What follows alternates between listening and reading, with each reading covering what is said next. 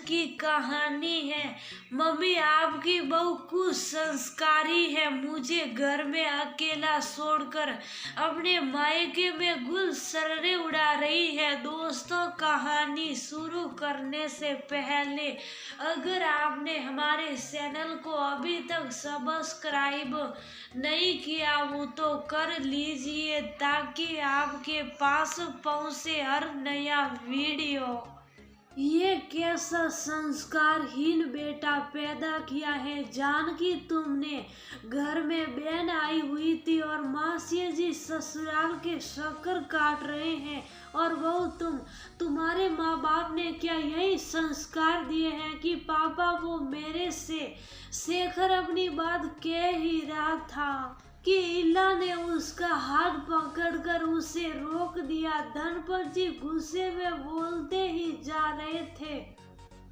पत्नी ने टोकना भी सा कि एक बार बेटे की बात सुन तो लीजिए, लेकिन धनपत बाबू उन्हें भी अनसुना करके बेटे बहू को भला बुरा कहते रहे।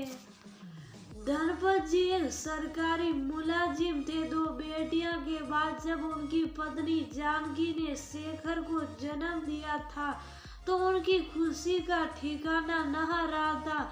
शांत स्वभाव का शेखर अन्य लड़कों की तरह न तो शरारत करता और न ही किसी से मार पिटाई, बस अपनी पढ़ाई पर ही उसका ध्यान रहता था।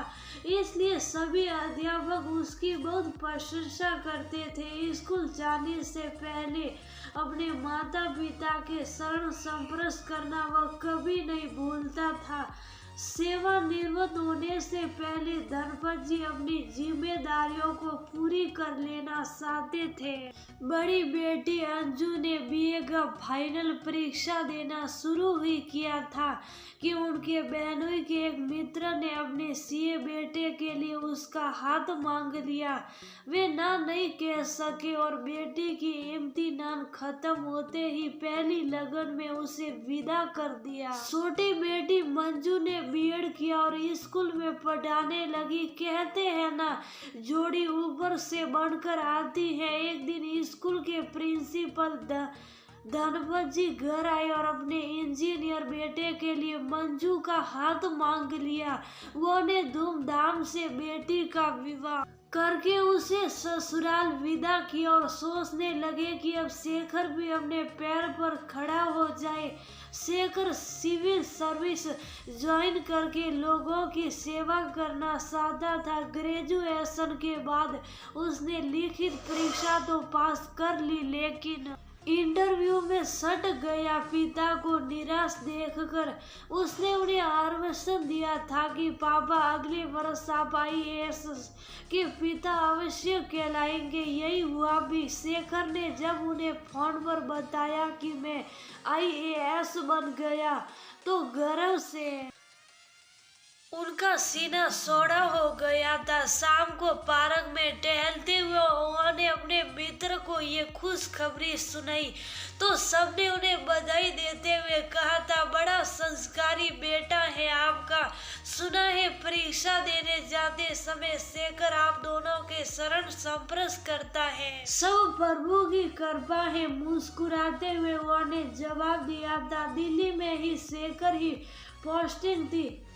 सहारनपुर से दिल्ली के लिए सीधी बस चलती थी। महीने के किसी एक इतवार को वो जाकर बेटे से मिल लिया करते थे। जानकी जी घर में बहुत लाना चाहती थी, सो वो ने बेटे को 2-3 फोटो भिजवा कर पसंद करने को कहा। तब शेखर ने कहा कि वह इला को पसंद करता है और उसी से विवाह करना चाहता है। इला शेखर के मित्र प्रभात की ममेरी बहन थी जो दिल्ली में ही रहती थी। प्रभात अपने मामा के पास रहकर ही पढ़ाई कर रहा था।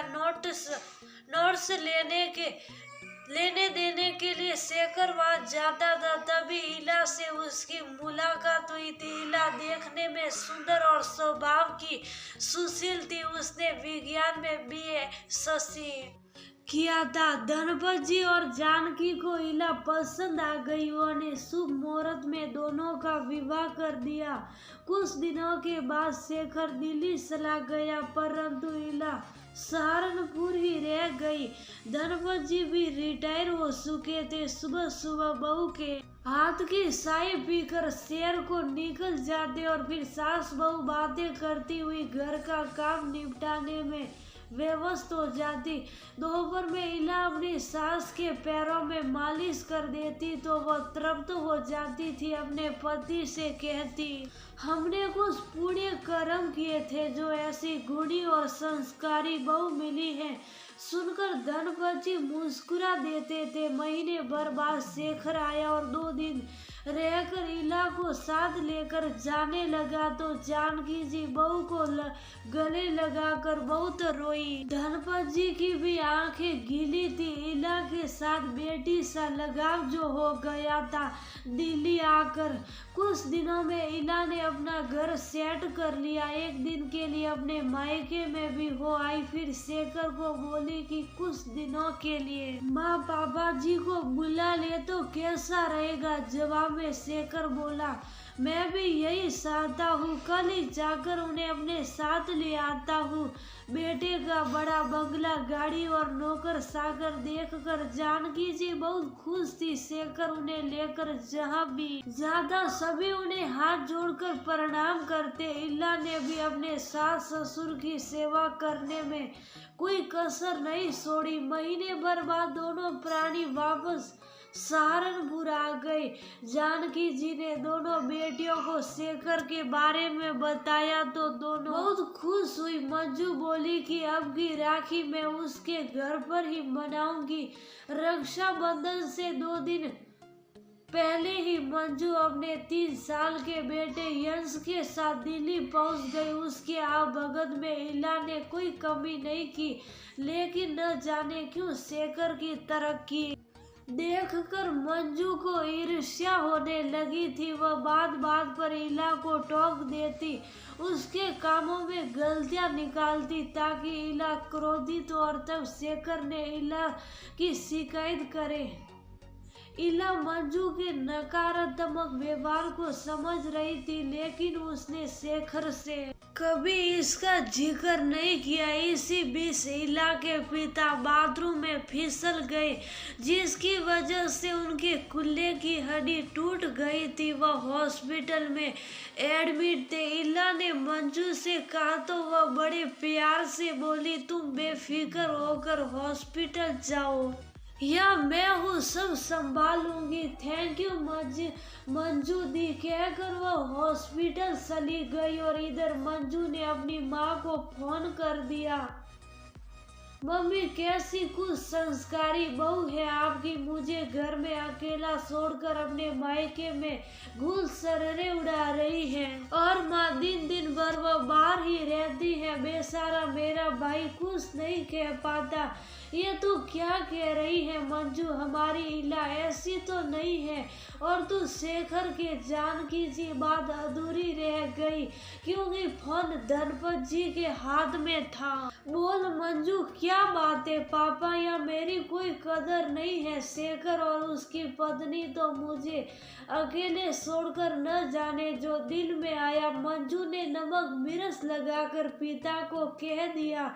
सुनकर धनपत जी उबल पड़े, तू वहीं ठहर, हम पहली बस पकड़ कर आते हैं और उनकी खबर लेते हैं। पापा भैया मैं नहीं रुक सकती, रात की ट्रेन से वापस जा रही हूँ, आप आकर सब देख लीजिए कहकर मंजू ने फोन डिस्कनेक्ट किया और शेखर के आते ही उसने अपने जाने की घोषणा कर दी। शेखर ने रोकना चाहा तो मुस्कुराते हुए बोली, अरे तेरे जीजाजी वहाँ अकेले हैं ना।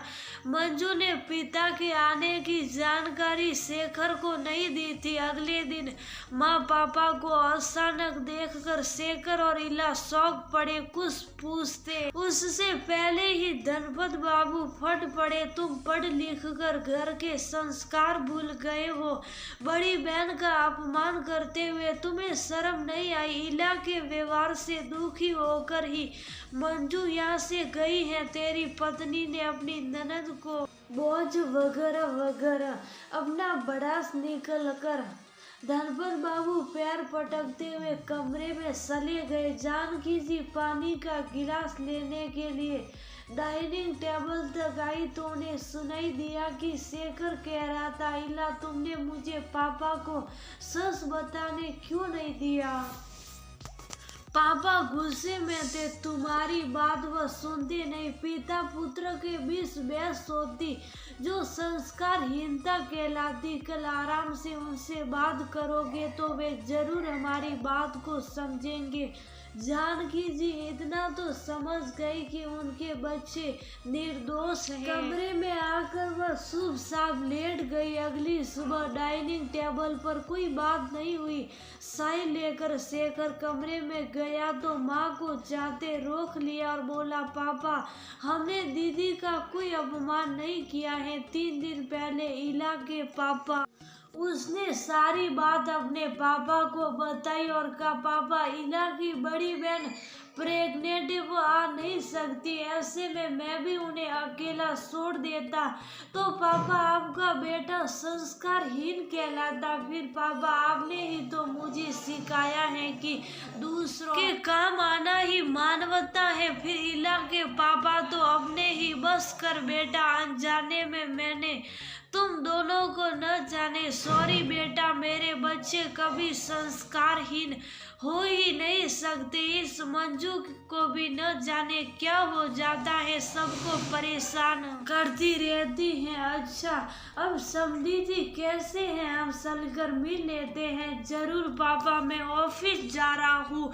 आप लोग इला के साथ चले जाइएगा। तब जानकी जी बोली, मैं तो पहले से ही जानती थी कि मेरे बच्चे अपने संस्कारों के विरुद्ध कभी कोई काम नहीं करेंगे। इस मंजू की तो मैं अभी खबर लेती हूँ। रहने दीजिए ना माँ, दीदी से हम बात कर लेंगे, आप तो बस चाय पीजिए। मुस्कुराते हुए इला ने सास को चाय का प्याला